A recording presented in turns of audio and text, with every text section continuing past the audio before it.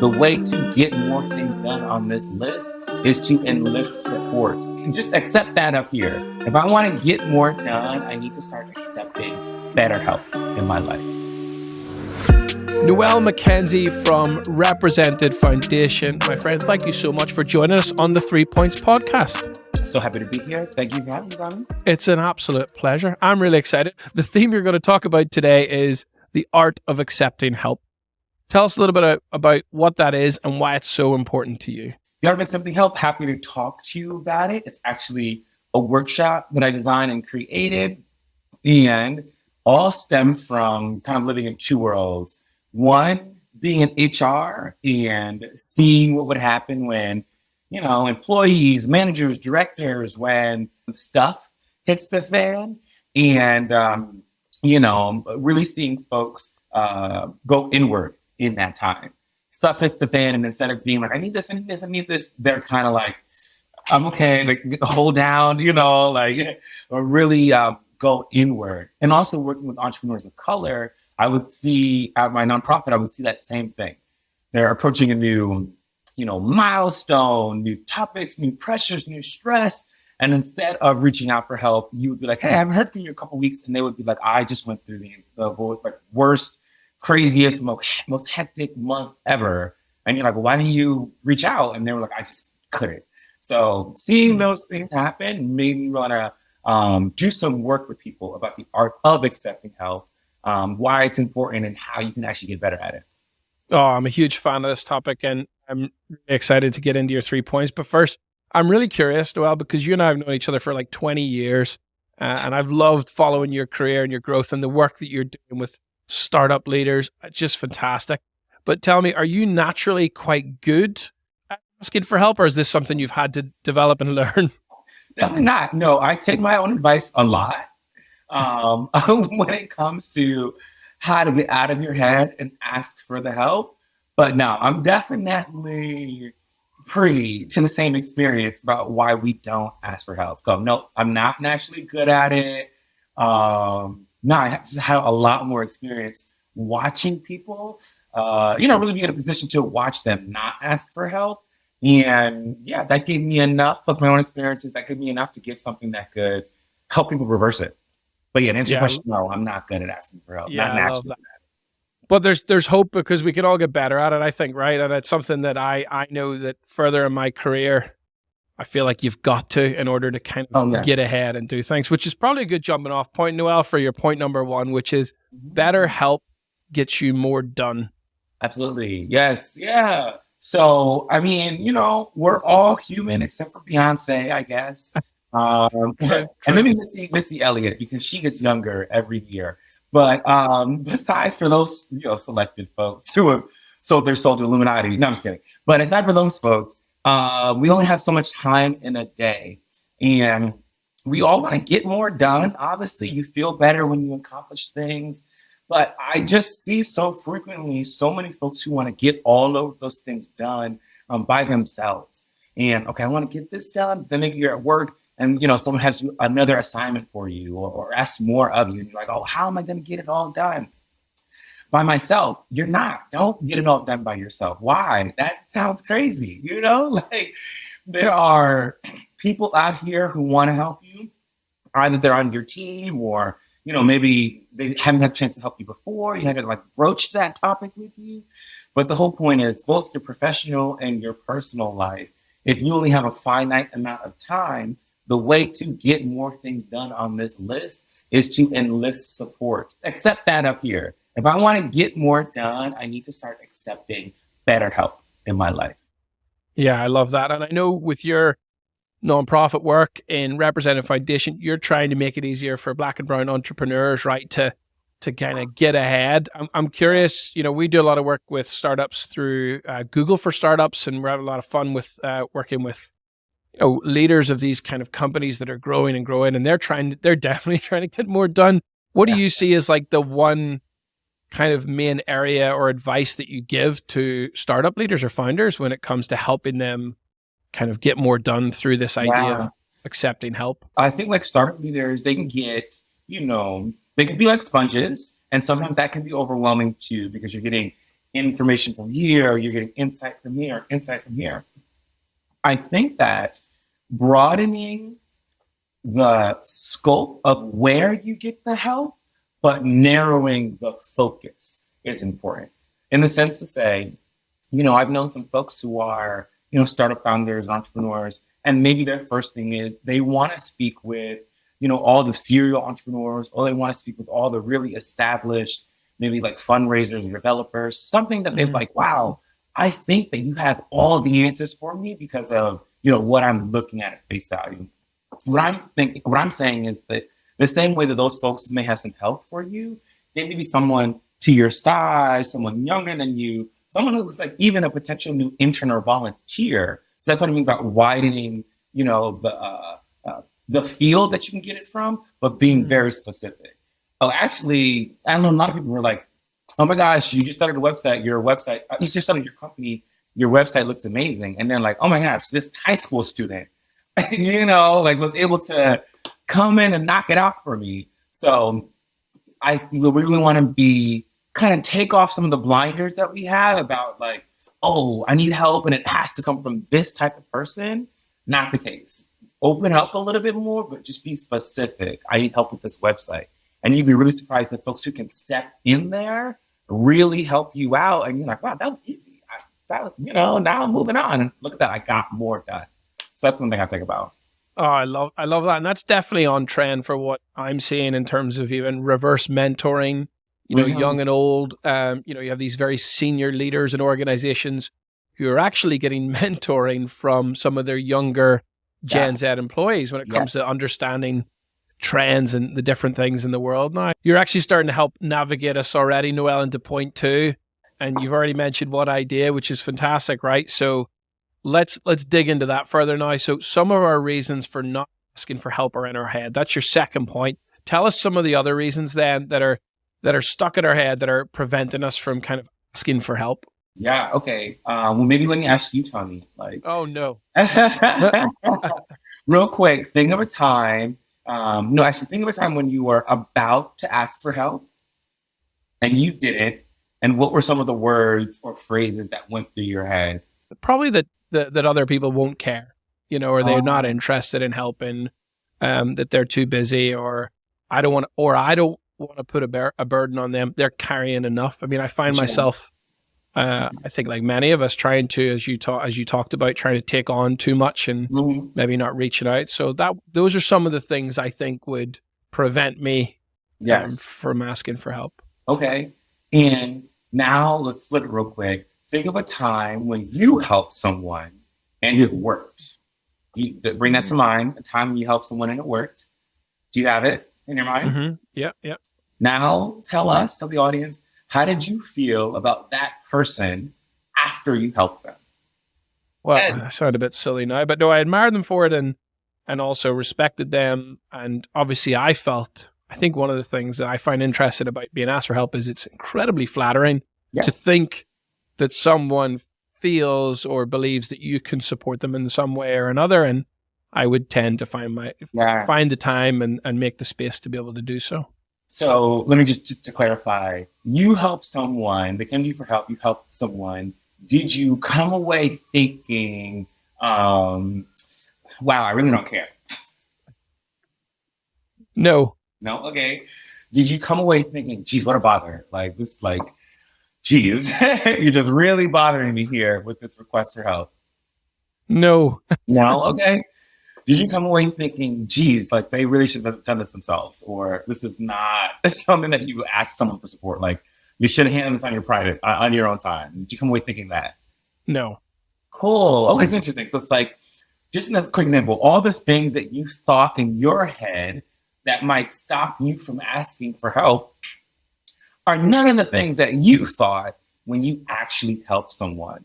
So the reason why I say a lot of the reasons that we have for not asking for help is because they're actually rooted in our psychology, which is something that exists between you and your mind.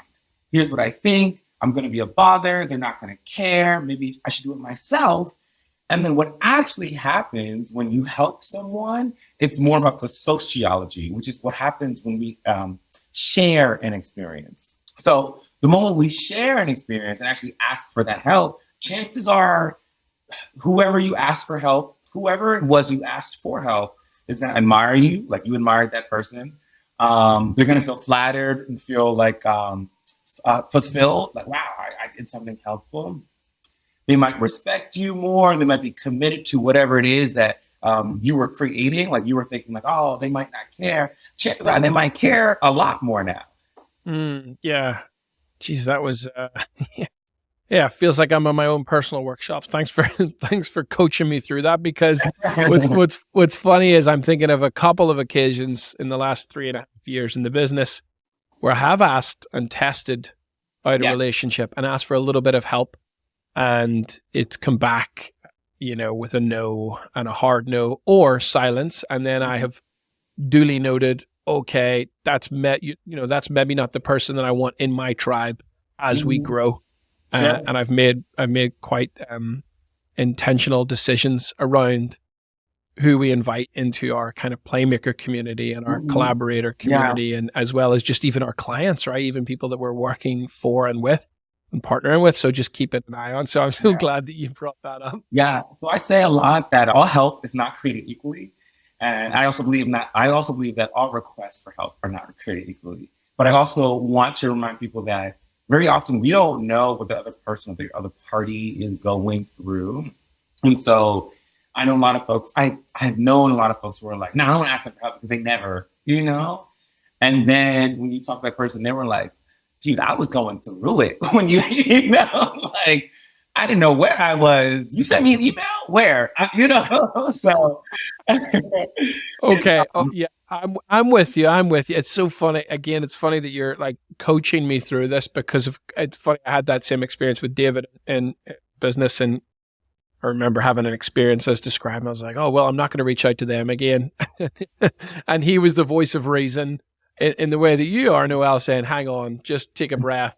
We don't know. And I agree. And I think certainly not, if I get one no from you, Noel, that's not going to be the last time I'm going to ask, or we're going to be in touch, or we're going to maintain the relationship. That's a really good point, though.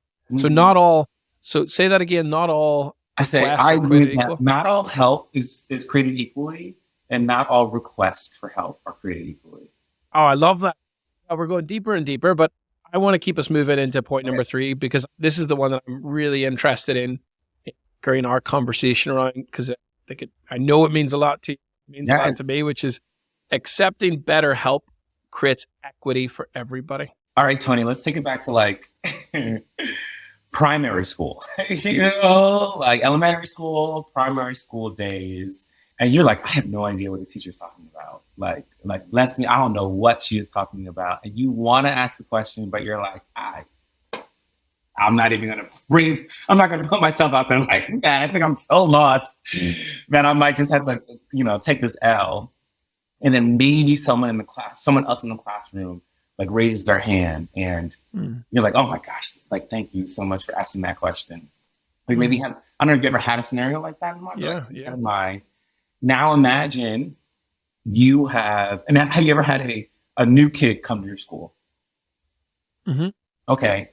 You ever had a new kid come to your school that was different in some way? I don't know. Maybe they weren't from the neighborhood. They didn't know how things operate there. Okay. Sure. Now imagine being that new kid in that classroom who doesn't know what's going on. Not only are they lost, but they're also just trying to catch up and compete with all the other cultural things that everyone seems to already understand. Okay. Now imagine you're in that classroom, you have that same thought, and that kid is in that classroom. Does it make it harder or easier for him to ask and receive better help if you raise your hand in that class and ask the question that you were confused about? Yeah, I think so, because I already have an advantage, a social advantage or competitive advantage, whatever advantage, and that I should feel more comfortable because that's my sort of normal context. That's like the epitome of why I say better help or accepting better help actually creates more and greater equity. Because now imagine that same example, that same kid I was talking about, imagine that being the only woman of color in that office. Imagine that being the only dual or triple language learner, like English language learner. Imagine having a physical or learning disability, or imagine being the only queer person in that office. Now, what happens to a person like that? Again, only queer person, only woman, only differently abled, who walks into an environment, and maybe it's the majority are white men, even white straight men, but the practice of asking for help is part of the culture. So it's like I'm sitting here, and I just got here, and I'm nervous, whatever. But I see Tony in class. Oh, I have a question. It actually gives me greater license to ask for the help that I need, because everyone is already doing it. So that's why I say it actually creates greater equity, because specifically for those demographics, women, people of color, differently abled, English language learners, people who, depending on the context and the situation, sure, they probably need some extra help. Of course, why wouldn't they? Because of the way our societies are set up. Now the expectation that they should come in there and repeat what everybody else does, which is not ask for help, knowing good and well that you have an extra, maybe 15 years of English in on your hand. You have an extra years of, I have no idea. We don't know what the situations are, but that's why whoever you are, you asking for better help, you accepting better help, creates more equity for people who are in those circles around you, looking and waiting for permission to ask for help themselves. Oh, love that. That's great. And I'm gonna dig into the kind of the culture piece that you've described, but yeah, I always want to try and make this podcast, but also just anything that I do in this work, really easy to digest and for people to walk away from this, Noel, and do something with it. So what's the one piece of advice for folks in order to create the culture that you've just described? And you can take it from, a person who's a leader in an organization, or just any individual in a company, organization. But, they're thinking, that's the culture that I want to create. I want to accept better help, to create equity for everybody. What can they do? Okay. So you're a leader in organization, community. You asked me for help, but you sent it in an email to me personally. I got it. I delivered it. Now we have that great rapport. Now, Tony, how can we use that example of you asking for help from me and getting it? How can we use that as an example that the rest of the organization can see and be inspired by? Or like, you tell me, what's an example that we can make that a little bit more public or shared? Oh, I love that. And this is definitely something that I've advocated for before, for lots of reasons, but I actually don't think I've thought about it in the way that you've described, which is really good and helping me check my own privilege, really, which is, I think it's just a good thing for the culture of an organization, for shared learning and so on. That leader can forward that email on and acknowledge and thank the person for being courageous and asking for that help, and kind of put it there either on Slack or in a town hall or all hands. Yeah, definitely. And you as the leader, you're right. You could broadcast that. You can, in the next team meeting, thank that person publicly in front of your team. Hey, y'all, I needed help. They delivered it. Thank you. That actually shows, like what that can look like. Or in that team meeting or public space, as the leader, you can actually ask for help publicly. Hey, y'all, here's what I'm struggling with. Is there anyone here that can help me? So the aspect of, asking for help between us definitely increases our, relationship or strengthens it. But it kind of goes back to that classroom scenario when I was saying the difference. Imagine if I was that new kid who's struggling asking for help, and Tony, you were struggling too. Class is over. You went back to the teacher to ask that question. I don't know that. So I'm still moving forward as that new student, being a little nervous, versus you being right in the classroom, raising your hand and saying it out loud. That actually, being able to see that, be part of it, that is actually what's going to help me build up my confidence, for me to ask for help in the next classroom. Yeah. So it's really like, as a means of using some vulnerability to ask for this thing. But remember, going back to the first point, like better help gets you more done. So, there are a lot of folks who maybe want to hide in the sense that I'm getting all this done, but I don't want you to know how I'm getting it done. I just want you to miraculously, show up and I look together and everything's done. Okay, cool. That is actually that's the opposite of creating equity. Oh, I love, it is the opposite, isn't it? Yeah. That's going to help me. That's going to make me think, all right, Tony and whomever has all of the things that he needs to be successful and accomplished every day. I'm supposed to show up like that. And I need to keep my head down until I can show up looking fully polished like that. Versus being able to show, here's what I need help with, here's what we're doing, showing all of that. It just helps other folks say, okay, I see Tony was missing, these 2 things and he asked for it. Shoot, I'm missing 10 things, but at least I can ask for it now because I've seen Tony as a leader embodying this attitude that we can all ask for what we need, and being able to ask for what we need and then get those things. That's what equity looks like.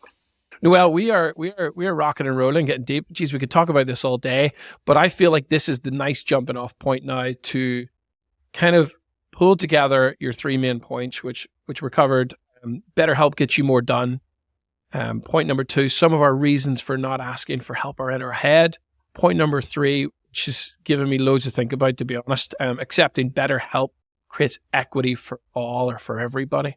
And so the final question, Noel, for you is, we've actually sort of dipped a toe into it, I think, which is how would the world change if we adapt and implement all these points you shared with us today? Yeah. I think the thing that I most think about, because this is a workshop that I lead with a lot of corporate teams, I think that you're going to see huge dynamics in the workforce. I think that there have been certain industries that have been, like boys clubs or, whatever that looked like, whatever, for centuries. And I think that accepting better help and thus creating greater equity, some industries where asking for help, appearing vulnerable, that's not their forte, maybe think finance, maybe think tech, maybe think, some of those other ones. And like, imagine how much more colorful, diverse, just human-centered, those fields could be if the same people who are running those could say, hey, I'm actually not perfect. Here are all the things that I need help with. And thus break down this box of what you're supposed to look like in order to be in those fields. Basically, what I'm saying is, when we don't ask for better help, when we don't accept it, we actually create a box of what you're supposed to look like in order to be that person, in order to fit into that mold. When we ask for better help and accept it, we disrupt the box. We break the box, really. It's no longer a box. And so what happens is that more people can actually step into that, and that more people can be accepted into that and say, oh, wow, you're right. You don't look like this box at all. But now that we've talked about it and realized that we don't need someone in the box. I don't know why we thought we did. Welcome, come. I think that then is where you're probably going to see more people of color, women, queer, differently abled, in these finance, tech, in these different industries that have been really pigeonholed into a one box fits all solution. Let's break the freaking box. That one. Yeah. Let's do it. Oh, Noel, this has been absolutely incredible. It's such a pleasure to have you here, but just enjoying what you're doing with your organization. It's amazing. And it's funny, you're talking about kids being in a different context. I went to the United States when I was 16, met you in high school, and certainly felt a bit out of place, and you and many others welcomed me and created that environment where it was okay to not know a lot about the US history coming from Ireland. But anyway, I'm so grateful, and thank you so much for joining the 3 Points podcast. It's been absolutely amazing. Thank you, Tony. Thank you for having me.